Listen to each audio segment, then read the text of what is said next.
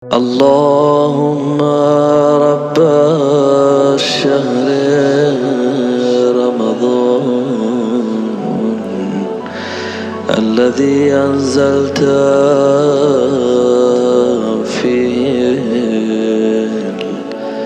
القرآن وافترضت على عبادك فيه الصيام صل على محمد وآل محمد وارزقني حج بيتك الحرام في عامي هذا وفي كل عام واغفر لي تلك الذنوب العظام فإنه لا يغفرها غيرك يا رحمن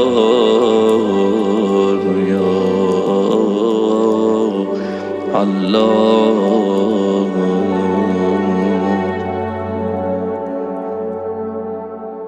Bismillahirrahmanirrahim. Alhamdulillahirabbil alamin. Assalamualaikum ayyuhan nabiyyu warahmatullahi wabarakatuh. Assalamu alayna wa ala ibadillahis salihin. Assalamualaikum jami'an warahmatullahi wabarakatuh.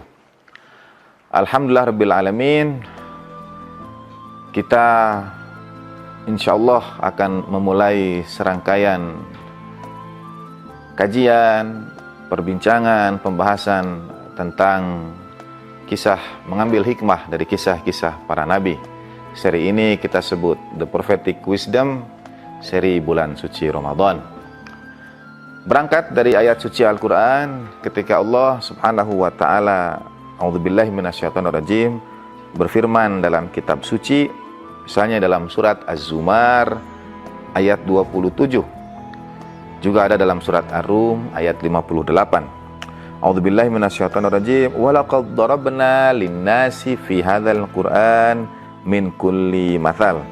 Sesungguhnya kami telah berikan untuk manusia dalam Al-Quran ini segala perumpamaan.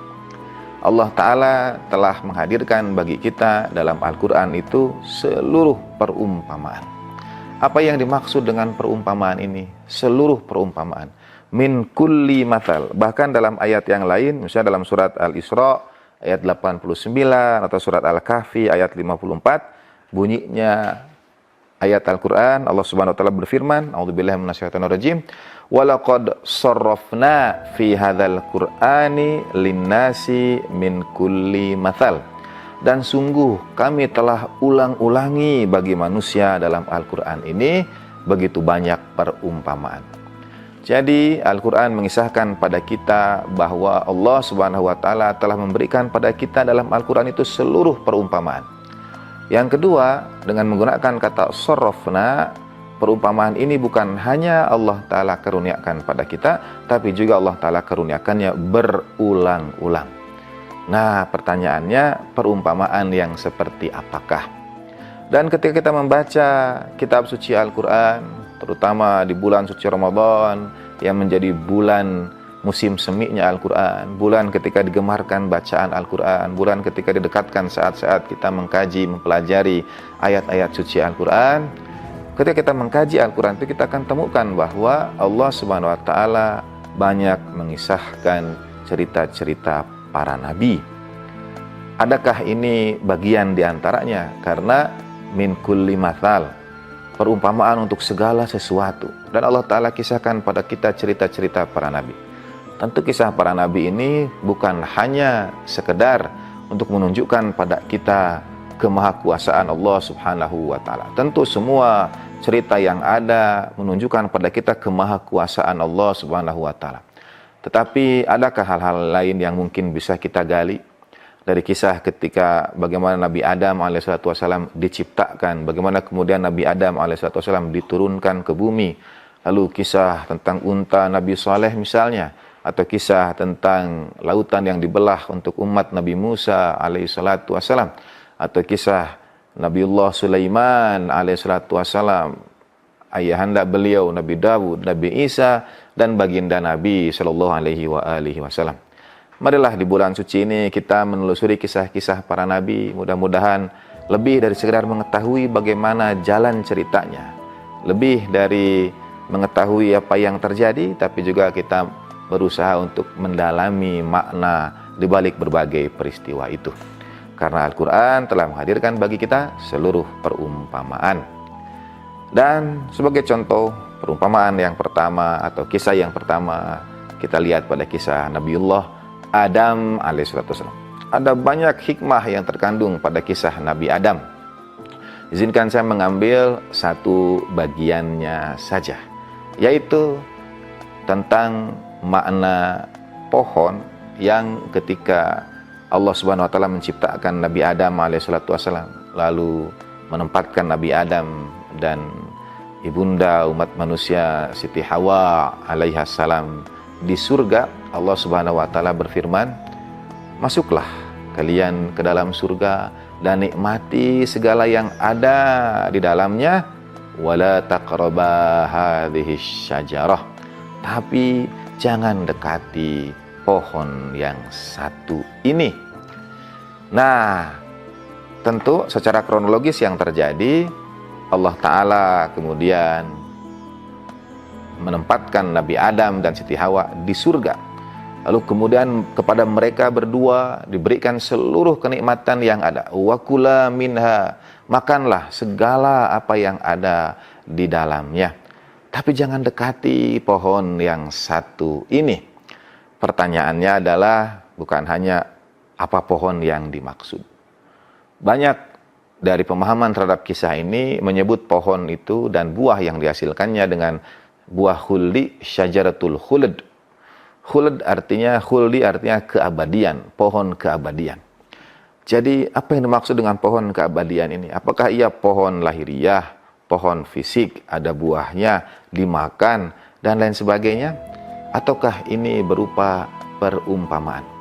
Karena satu di antara penggunaan kata mathal di dalam Al-Quran, Al-Quran menggunakan kata mathal, perumpamaan tadi dalam beberapa kalimat penggunaan. Satu di antaranya adalah penyifatan, satu di antaranya memerinci, ada juga yang artinya itu sebagai contoh dan teladan, ada juga yang artinya itu sebagai pelajaran dan lain sebagainya. Insya Allah dalam rangkaian kajian ini akan kita telusuri satu demi satu contohnya.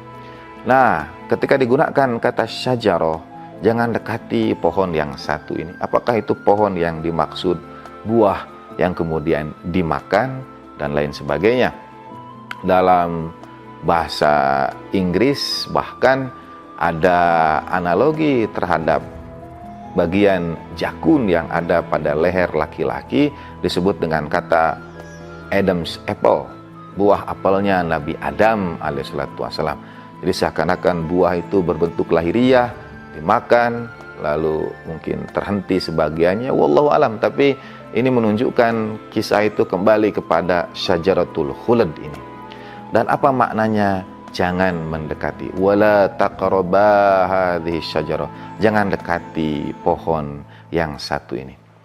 Akibat yang terjadi ketika Nabi Adam alaihissalam mendekati pohon ini, Allah Ta'ala kemudian turunkan mereka ke dunia, turunkan mereka ke bumi. Tentu ada hikmahnya. Kita akan kembali pada makna syajarah, apa yang dimaksud. Seorang di antara murid saya, murid kami, pernah bertanya di kelas tentang mengapa Nabi Adam alaihissalam diturunkan ke surga, diturunkan dari surga ke bumi. Anak-anak sekarang ini punya banyak pertanyaan yang sangat kritis, dengan begitu banyak ruang informasi yang terbuka, dan boleh jadi ada ruang-ruang tertentu yang membuat mereka bertanya dan mereka berusaha untuk mencari jawaban yang dapat memenuhi rasa kepenasaranan mereka. Mereka tanya, mengapa Nabi Adam alaihissalam diturunkan ke bumi? Saya biasa mengajak mereka untuk kembali memikirkan dengan bertanya balik, mengapa kau bertanya seperti itu? Ia menjawab, karena kalau Nabi Adam tidak diturunkan ke surga, tidak diturunkan dari surga ke dunia, kita semua masih akan berada di surga. Dan saya kemudian menjawab pada anak-anak itu, di antara hikmahnya, yaitu di bulan puasa seperti sekarang ini, apa yang paling kalian nantikan? Saat apa, momen seperti apa yang paling kalian tunggu? Anak-anak dengan segera menjawab, adzan maghrib. Saya tidak tahu dengan pemirsa semuanya momen apa yang paling ditunggu. Kalau adzan maghrib juga sama seperti anak-anak sekolah itu. Nah, saya jawab, ada. Nah, nikmatnya berbuka di bulan puasa itu kita dahului setelah seharian penuh berpuasa. Minumannya mungkin sama dengan minuman di waktu-waktu yang lain. Makanan takjilnya sama, tapi rasanya itu berbeda. Kenikmatan itu hanya bisa kita rasakan setelah kita seharian berpuasa. Maka kenikmatan surgawi juga akan bisa kita rasakan setelah kita menempuh perjalanan menujunya terlebih dahulu. Ikan akan lebih mengapresiasi nilai air kalau ia pernah di luar air selama beberapa saat saja. Pembahasan tentang sajarah masih belum selesai. Insya Allah akan kita sambung pada waktu yang akan datang. Terima kasih. Wassallallahu ala sayyidina Muhammadin wa alihi tahirin walhamdulillahi rabbil alamin. Wa ma taufiqi illa billah, alaihi tawakkaltu wa ilaihi unib. Wassalamualaikum warahmatullahi wabarakatuh.